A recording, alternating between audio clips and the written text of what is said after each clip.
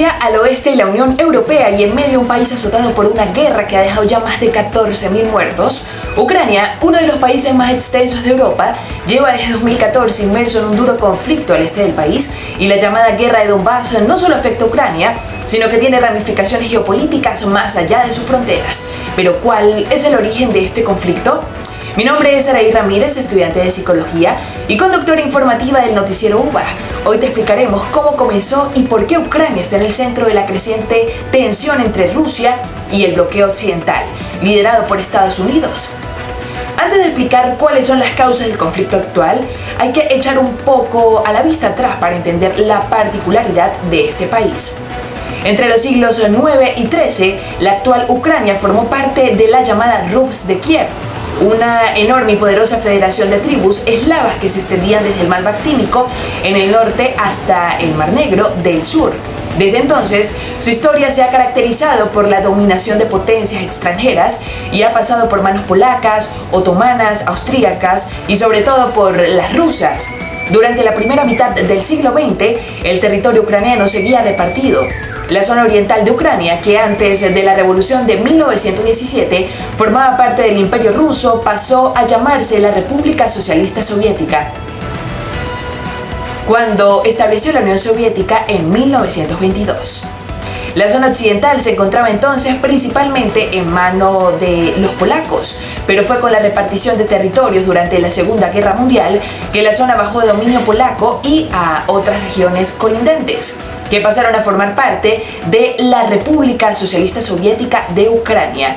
Esta república no incluía en principio la península de Crimea, ya que esta estrategia estaba situada en esta región específicamente al norte del Mar Negro, ya que había sido anexiada por el Imperio Ruso en el siglo XVIII y era una histórica reclamación ucraniana.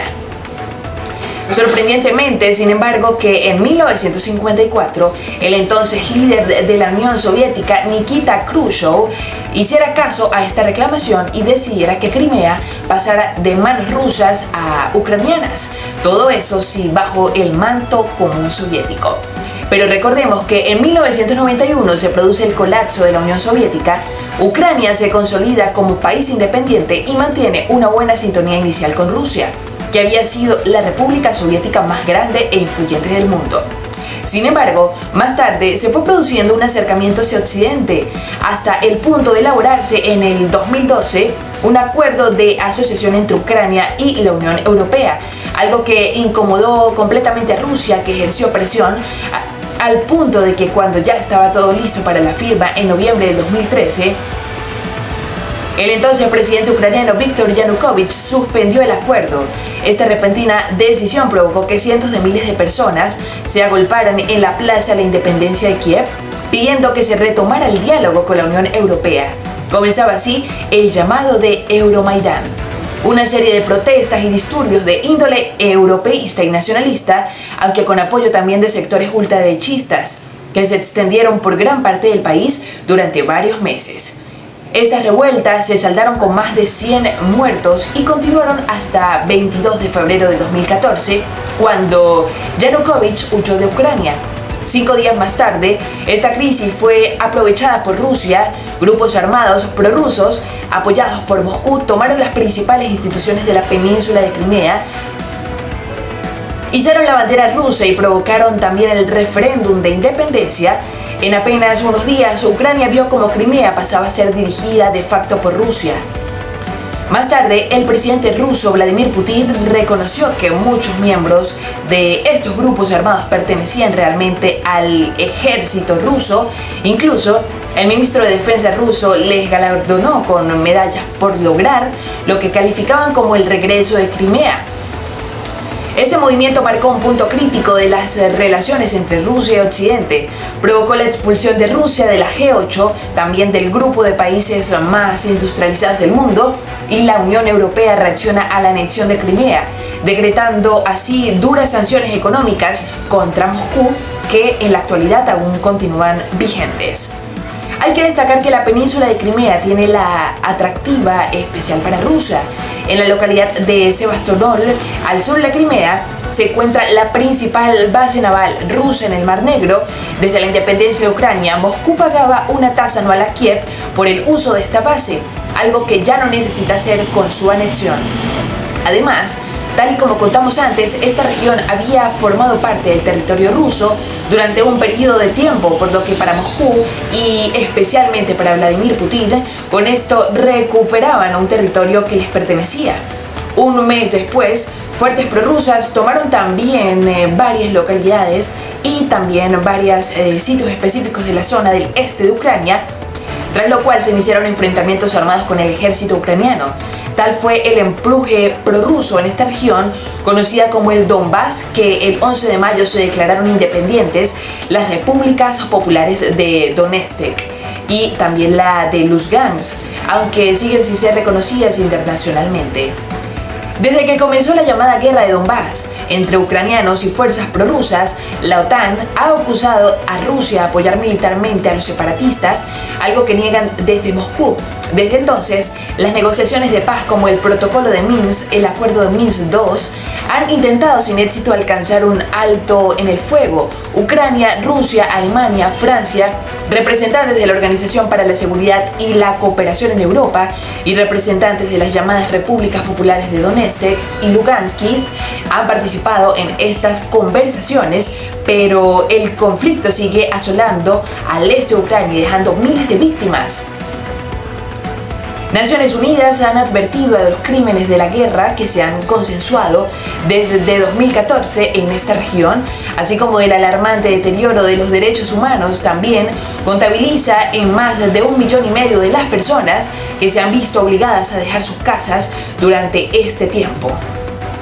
Además de los miles de víctimas del terreno ucraniano, se añaden las casi 300 personas que murieron en el avión de Malasia, derribando Además de los miles de víctimas en el terreno ucraniano, se añaden las casi 300 personas que murieron en el avión de Malaysia Airlines, derribado el 17 de julio de 2014, aunque ningún bando se hizo responsable. Pero ¿qué implicaciones geopolíticas y económicas tiene este conflicto? Los dejamos con nuestra corresponsal especialista en geopolítica, Saray Ramírez. Gracias por el pase y para empezar, debemos hablar que Rusia y Ucrania comparten lazos históricos, étnicos y culturales, precisamente en las regiones en conflicto. La mayoría de la población habla ruso en lugar de ucraniano y esta es una de las razones que dan quienes defienden la anexión de estas regiones ucranianas desde Moscú. Por su parte, la Unión Europea y Estados Unidos se ven que Ucrania, va a ser un potencial estratégico y aliado tanto a nivel militar, justo a las puertas de Rusia. Y según analistas, eso es lo que precisamente quiere evitar el presidente Putin, ya que en 2008 la OTAN con Estados Unidos a la cabeza de Georgia prometió que Ucrania, otra ex república soviética, serían admitidos en la Alianza Atlántica. Y esta es una de las líneas rojas marcadas por Rusia. Putin ha repetido que quiere evitar que la OTAN extienda su influencia hacia países de Europa y también hacia países de la Asia Central, pero además la industria energética también es clave para entender la trascendencia de esta disputa, ya que Rusia ha construido un enorme gasoducto entre su territorio y Alemania, llamado el Nord Stream 2. Sin embargo, el proyecto se encuentra bloqueado actualmente por Alemania y la Unión Europea, quienes temen que Rusia pueda utilizar ese gasoducto para presionar a Ucrania. Actualmente, la mayor parte del gas ruso que lleva a Europa lo hace precisamente a través de Ucrania, pero con la apertura del Nord Stream 2, Moscú podría hacer llegar todo el gas directamente a Alemania. Esto privaría a Ucrania del ingreso de alrededor de $2.000 millones al año. Y según el presidente ucraniano Volodymyr Zelensky, este proyecto es un arma geopolítica peligrosa del Kremlin, pues hay analistas que piensan que en el momento en que no hubiera gas pasando por Ucrania, ya no existiría un impedimento para un potencial ataque ruso. Pero el bloqueo del Nord Stream 2 no supone solo un perjudicial para Rusia, sino que también para Europa, ya que necesita el gas ruso y se ha visto como afectado en los precios del gas, ya que se han disparado notoriamente y, como podemos observar, este conflicto va mucho más allá de lo territorial, resuena y tiene consecuencias a nivel global. Esa es una pregunta para nuestra corresponsal. ¿Quién va perdiendo la guerra? En este momento podemos afirmar que ambos beligerantes están perdiendo. Por una parte, Ucrania, porque su territorio está siendo completamente destruido, y Rusia por los fracasos militares. Otro gran perdedor es la Unión Europea, ya que pueda que exista una dependencia energética hacia Rusia, y esto conlleva a que las sanciones económicas sean completamente contraproducentes para ellos mismos, por lo que podemos decir que tenemos a dos grandes ganadores indirectos en esta guerra. Por un lado, tenemos a Turquía, que a pesar de ser parte de la OTAN, se ha negado a sumarse a las naciones económicas a Rusia, lo que ha generado que las inversiones censuradas en Europa se vayan en este país. Asimismo, Ankara ha servido como mediador entre ambas partes, con lo que ha jugado una diplomacia doble que le ha traído muchos beneficios.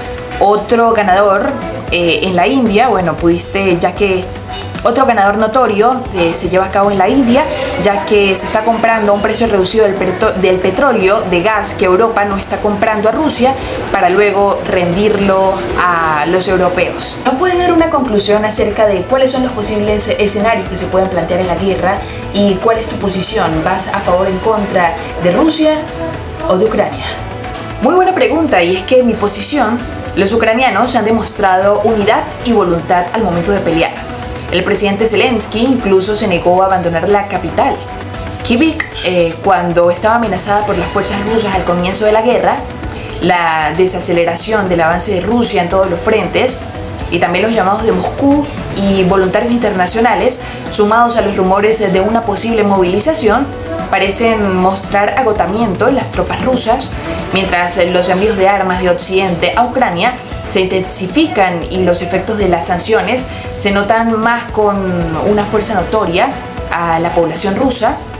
Podría decir que la economía rusa probablemente no sobrevivirá bajo el peso perpetuo de las sanciones actuales y también las sanciones futuras. También puedo señalar algunas palabras de los ex embajadores de Estados Unidos, Dennis Ross y Norman Einstein.